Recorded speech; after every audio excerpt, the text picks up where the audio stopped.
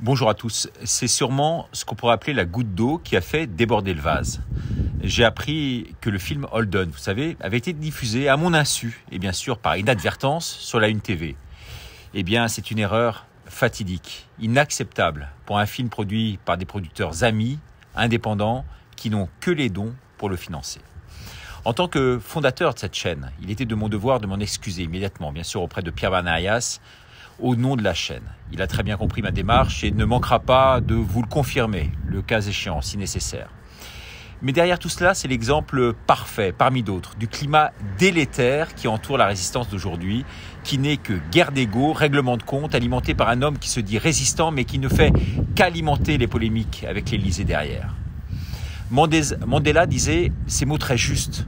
L'honneur appartient à ceux qui n'abandonnent jamais la vérité, même lorsque les choses semblent sombres, sinistres, qui essaient encore et encore, qui ne sont jamais découragés par les insultes, l'humiliation ou même la défaite. Mais malheureusement, n'est pas Mandela qui veut. Je pensais de façon totalement illusoire pouvoir unir cette résistance, ayant eu l'impression notamment pendant les manifs de cet été d'avoir été plébiscité et presque coopté.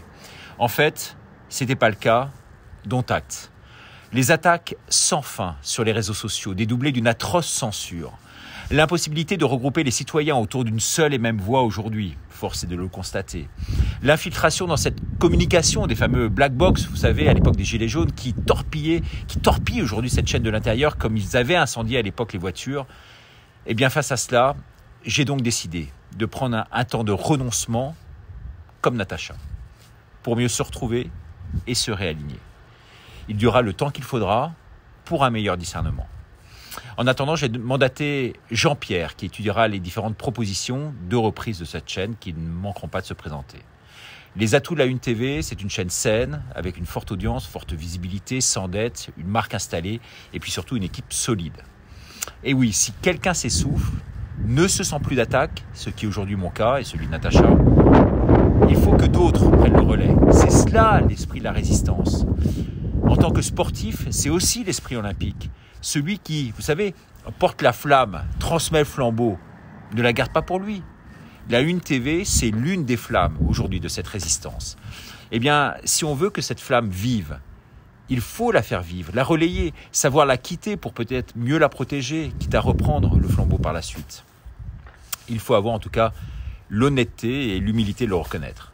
Je tiens à saluer le travail admirable de toute l'équipe, fait de transparence, d'engagement. Je tiens à remercier les 300 intervenants qui sont venus courageusement témoigner à cœur ouvert sur cette chaîne et à visage découvert. Je tiens à remercier également le public, bien sûr, de nous avoir soutenus et d'avoir répondu à notre appel. Nous ferons avec Natacha une émission pour expliquer les tenants et les aboutissants de notre démarche et bien sûr vous dire au revoir. La Une continuera donc sans moi, ça c'est sûr, comme directeur. Je suis sûr qu'une équipe d'investisseurs plus solide que moi reprendra le flambeau. Je mettrai du reste mes compétences journalistiques, s'il le faut, à leur service.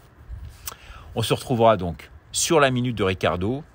N'hésitez pas à vous abonner car ça sera la seule façon pour vous de me voir dorénavant. Merci beaucoup de votre compréhension et à bientôt et à ce soir pour la dernière de la Une TV avec Louis Fouché. Au revoir.